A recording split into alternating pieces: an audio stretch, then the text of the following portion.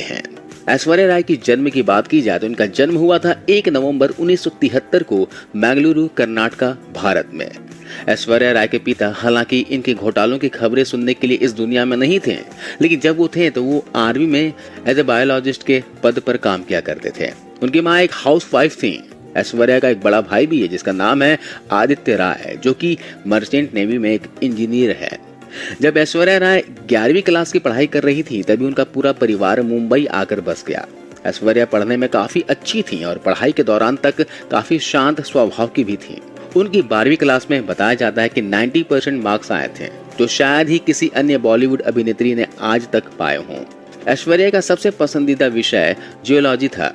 शुरुआत में Aishwarya medical line में मेडिसिन पर काम करना चाहती थी, लेकिन अचानक से ऐश्वर्या ने अपना करियर का प्लान बदल डाला और वो आर्किटेक्ट बनने की तैयारी करने लगी। उन्होंने आर्किटेक्चर कॉलेज में दाखिल भी ले लिया था, लेकिन कॉलेज की पढ़ाई के दौरान ही उनकी रुचि मॉडलिंग में होने लगी। इसके बाद ऐश्वर्या ने कॉलेज ही छोड़ दिया। उसके बाद ऐश्वर्या ने मॉडलिंग में जाने के लिए रास्ते बनाने शुरू कर दिए। ऐश्वर्या ने साल 1991 में इंटरनेशनल सुपर मॉडल कॉन्टेस्ट जीता था। इसके बाद ऐश्वर्या आमिर खान और महिमा चौधरी के साथ पेप्सी की एक एड में नजर आई थी। साल 1994 में ऐश्वर्या ने मिस इंडिया प्रोजेक्ट में हिस्सा लिया, जहां वो दूसरे स्थान पर जीती थी, क्योंकि पहले नंबर पर सुष्मिता सेन थी। इसके बाद ऐश्वर्या सुष्मिता सेन से काफी ज्यादा जलन महसूस करने लगी। उन्हें यह बर्दाश्त नहीं हो रहा था कि वो भारत में मिस इंडिया में दूसरे नंबर पर आई। फिर इसी के बाद ऐश्वर्या मिस वर्ल्ड की तैयारी में जुट गई, जो कि साल 1994 में ही आयोजित हुआ।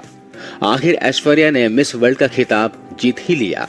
इसके बाद भी उन्हें फिल्मों में लेने के लिए कोई भी तैयार नहीं था, जिसके कारण खिताब मिलने से 2 से 3 सालों तक ऐश्वर्या मॉडलिंग में ही अपनी रोजी रोटी कमाती रही। और जब ऐश्वर्या पर डायरेक्टर्स की नजर पड़ी तब जाकर उन्हें फिल्मों में पहला ब्रेक मिला।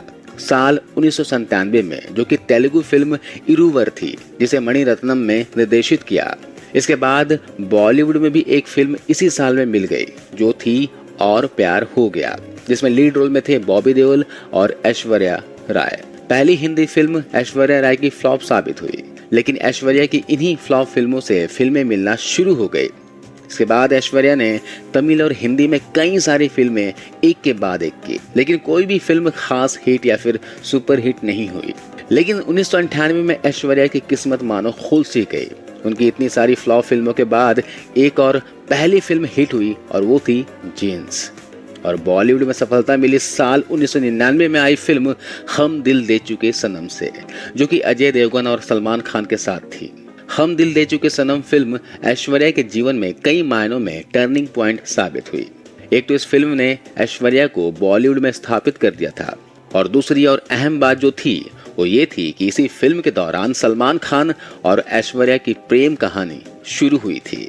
साल 1999 में ही ऐश्वर्या की एक और फिल्म आती है, ताल, जो कि सुभाष घई की मूवी थी। इस फिल्म के बाद मीडिया में काफी बातें चलने लगी थी, और उसका कारण एक तो सुभाष घई और ऐश्वर्या की अतरंगी फोटोज मीडिया में आने लगे थे, और मीडिया रिपोर्ट्स के अनुसार ये बातें भी फैलने लगी थी कि ऐश्वर्या ने फिल्म ताल के लिए सुभाष घई के साथ कॉम्प्रोमाइज किया है।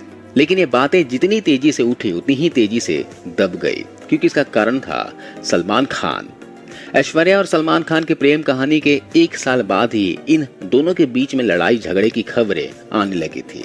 इसके बाद फाइनली 2002 में सलमान खान और ऐश्वर्या राय का ब्रेकअप हो जाता है। जितनी खबरों में इनकी प्रेम कहानी नहीं थी, उसे कहीं ज्यादा सुर्खियों में इन दोनों का ब्रेकअप रहा। दरअसल ऐश्वर्या ने उन दिनों मीडिया में बयान दिया था कि सलमान खान ने उन्हें फिजिकली, इमोशनली और मेंटली हैरेस किया है। उस समय ऐश्वर्या के चेहरे पर कई बार चोट के निशान भी देखे गए थे, और उसका कारण क्या था आप समझ सकते हैं।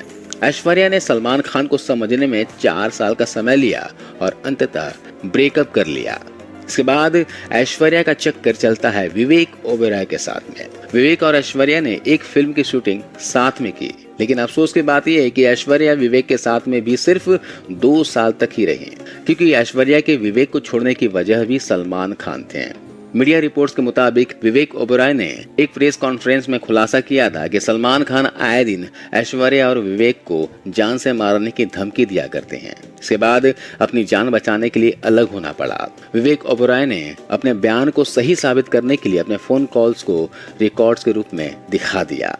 इस प्रेस कॉन्फ्रेंस का परिणाम ये हुआ कि हमेशा के लिए ऐश्वर्या ने विवेक से दूरियां बना ली, क्योंकि ऐश्वर्या ने विवेक के सामने शर्त रखी थी कि वो सलमान खान को लेकर कोई भी कॉन्स्पिरेसी खड़ी नहीं करेगा। लेकिन विवेक जब सलमान के धमकियों से थक गए तब उन्होंने प्रेस कॉन्फ्रेंस में बिना ऐश्वर्या और अपने रिश्ते की परवाह किए सलमान खान की असलियत सामने ला दी। विवेक ऐश्वर्या की पास्ट को भूलकर उसके साथ आगे की जिंदगी जीने के सपने देख रहे थे। इसके बाद उस प्रेस कॉन्फ्रेंस के बाद आए रिएक्शन से विवेक पूरी तरह से टूट गए।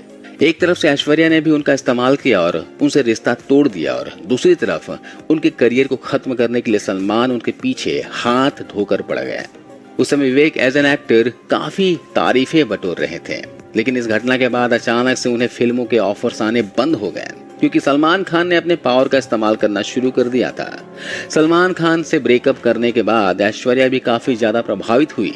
उन्हें भी फिल्मों के ऑफर्स आने बंद हो गए।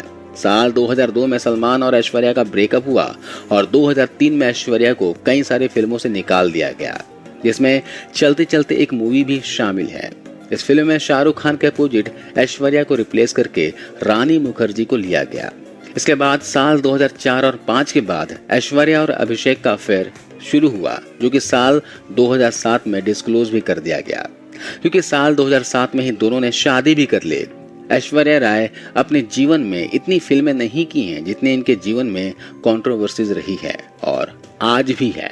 साल 2005 में ऐश्वर्या और अभिषेक के रिश्ते के बारे में किसी को नहीं पता था। तभी अमिताभ के साथ ऐश्वर्या ने एक गाना किया था, कजरारे, जी हाँ, जिसमें अभिषेक बच्चन भी साथ में थे, यानी दोनों बाप बेटे, और उन दोनों के बीच में थी ऐश्वर्या राय। इस दौरान ये अफवाहें भी काफी जोरों शोरों पर थी कि ऐश्वर्या के लिए अमिताभ ने पूरा एक फ्लोर बुक करवा दिया है। अभिषेक और रानी, जो कि इस फिल्म में लीड रोल में थे, और ऐश्वर्या और अमिताभ बच्चन को किसी दूसरे होटल में ठहराए गए थे। पूरे फ्लोर को बुक कराने के पीछे की क्या सच्चाई, इसके बारे में काफी मीडिया में चर्चा हुई थी। खैर, वैसे ऐश्वर्या का बड़े घर की बहू बनना भी कोई इत्तेफाक नहीं है। दरअसल विवेक से ब्रेकअप के बाद और सलमान खान के कारण ऐश्वर्या का करियर पूरी तरह बर्बाद के कगार पर पहुंच गया था।